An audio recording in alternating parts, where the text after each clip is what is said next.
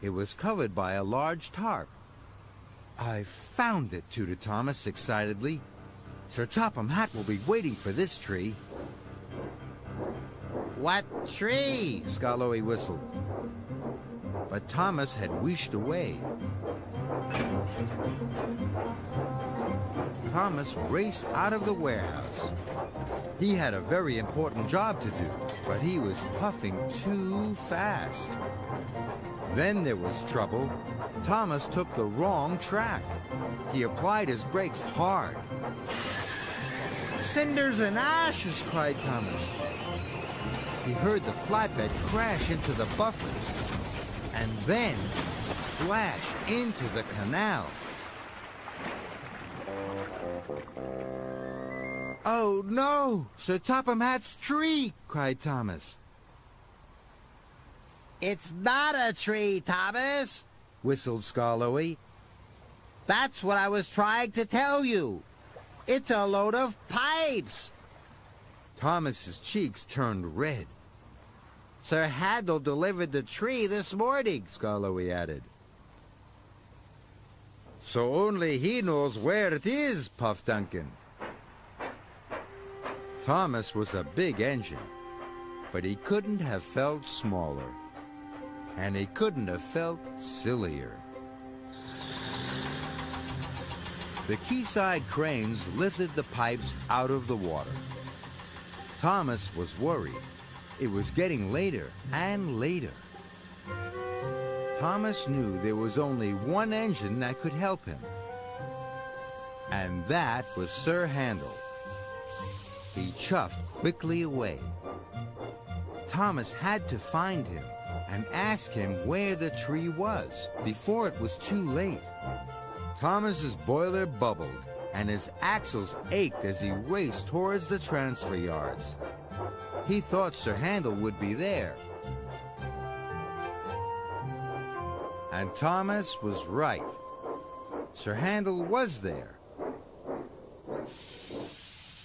"I've been a very silly engine," Thomas wheezed.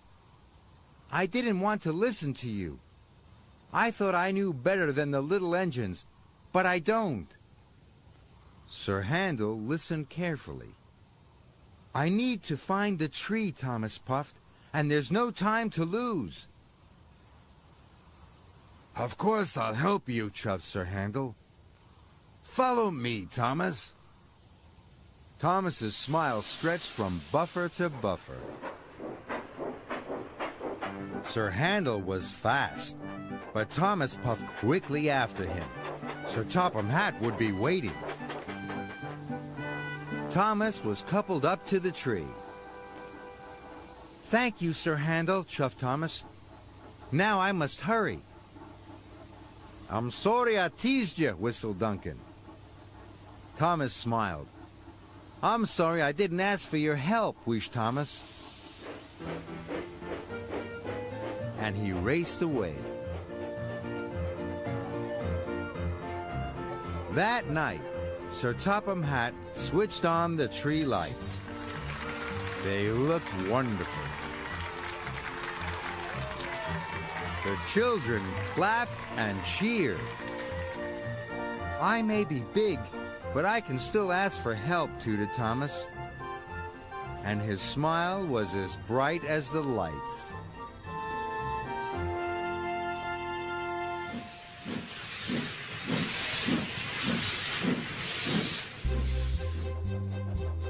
Emily is pulling the express, but today the express has 2 extra passenger cars. Emily finds it hard to puff up Gordon's Hill. Emily is stuck.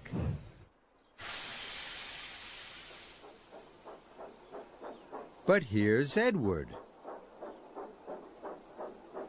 Edward is Emily's friend. A friend will always help you.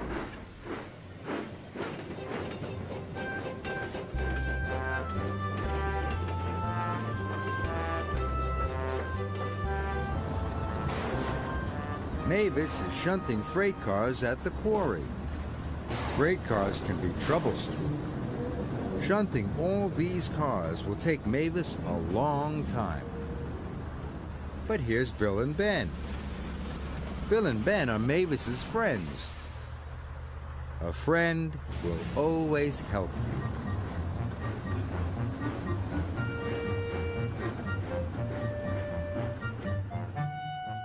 Thomas is taking some cars of fish from the docks to Knapford Yards. Thomas will have to pull smelly fish all the way to Knapford. But here's Arthur. Arthur is Thomas's friend. A friend will always help you. Edward helped Emily. Bill and Ben helped Mavis. And Arthur helped Thomas. It's good to have friends.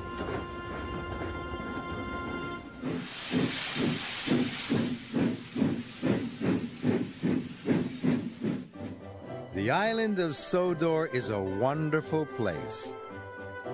Thomas enjoys puffing all over the island. There are lots of special places to visit. Where's this? That's right. It's Farmer McColl's farm. There are lots of farms on Sodor. They have fields of green grass and yellow waving wheat. At Farmer McColl's farm, there are cows and sheep and chickens. Thomas and his friends toot hello to the farmers and animals. One day, Gordon had to move cows to their new shed in Farmer McColl's field. Gordon was in a hurry. He moved away too quickly. The car doors weren't properly fastened. Luckily, Henry was waiting at a signal.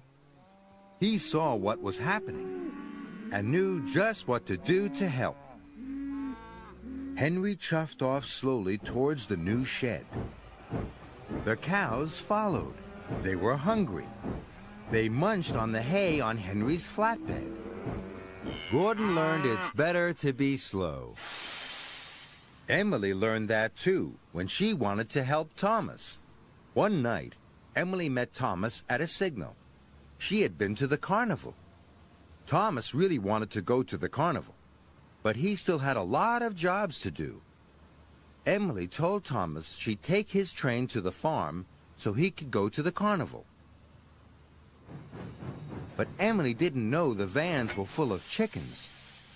Emily raced away. The chickens squawked and cawed, but Emily wheeshed on. Thomas caught up with her.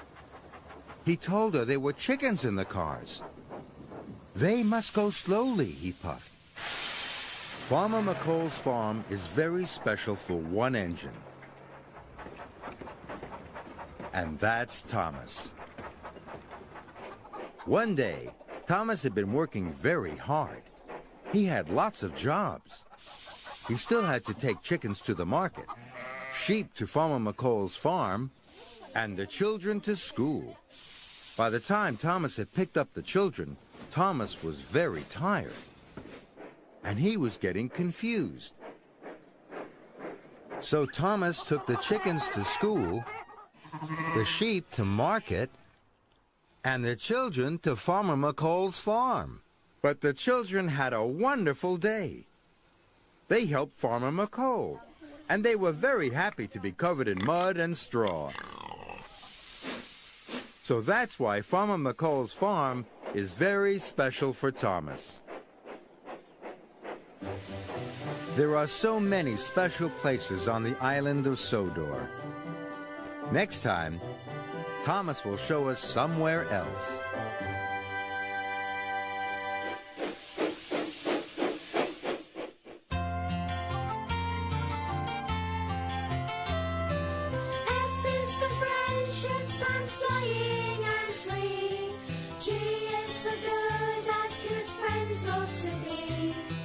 What's after G and then comes before I?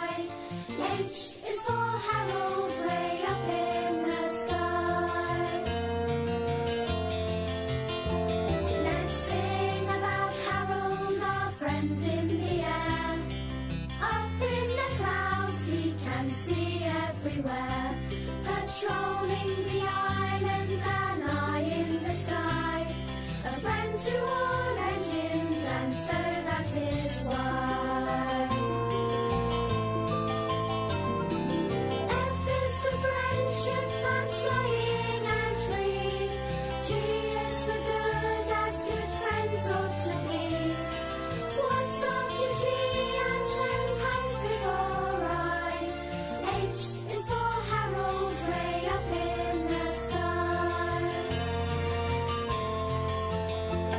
He's daring and brave and determined to show how he can help when there's blankets of snow.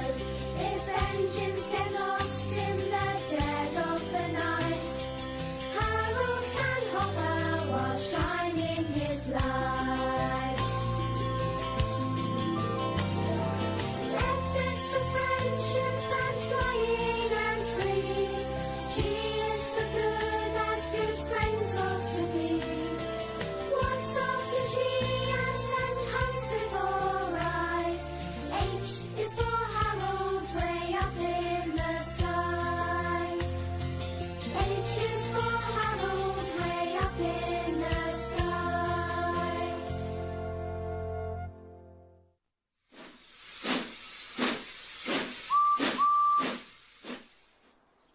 All the engines on Sir Topham Hatt's railway look different. Can you tell who this is? This engine has 2 big pairs of wheels, 5 small pairs of wheels, and a tall, thin funnel. What else can we see on this engine? It's the number 2. Can you remember which of Sir Topham Hatt's engines is number 2? Here's another clue. This engine is a beautiful bright blue color. Only one engine on Sodor has all those wheels, is blue, and wears the number 2. Do you know who it is? That's right. It's Edward. Hello, Edward.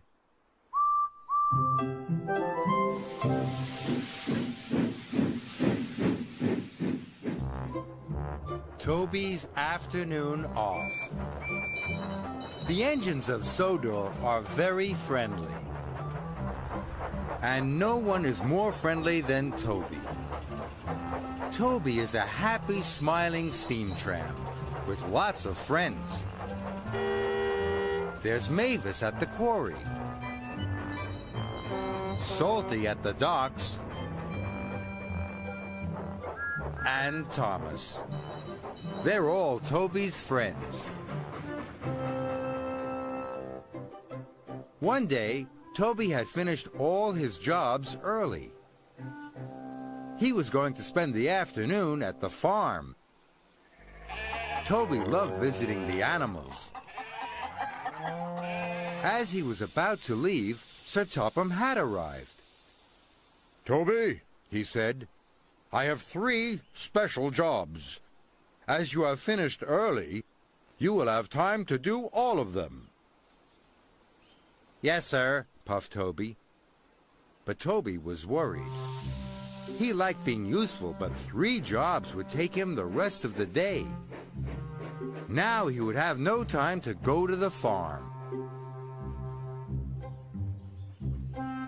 Toby puffed off. He felt sad. But then he had an idea. Perhaps he could get everything done in time. All I need is some help with just one of my jobs. I'll ask one of my friends. Toby's first job was to shunt some freight cars at the yards. As he arrived, he saw Mavis. Mavis will help me, he thought.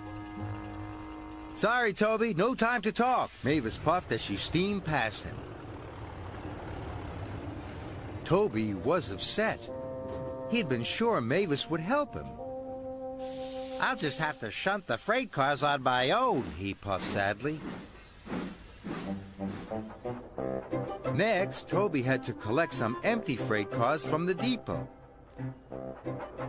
As he arrived, Thomas was leaving. "Thomas!" called Toby. "Wait! Will you help me take some freight cars?" asked Toby. "Sorry, Toby," chuffed Thomas. "I'm in a hurry. I'll help you later." And Thomas raced away. Toby was surprised. Mavis and Thomas had both rushed off very quickly. Now he would have to take the freight cars to the coaling plant himself. It was getting late.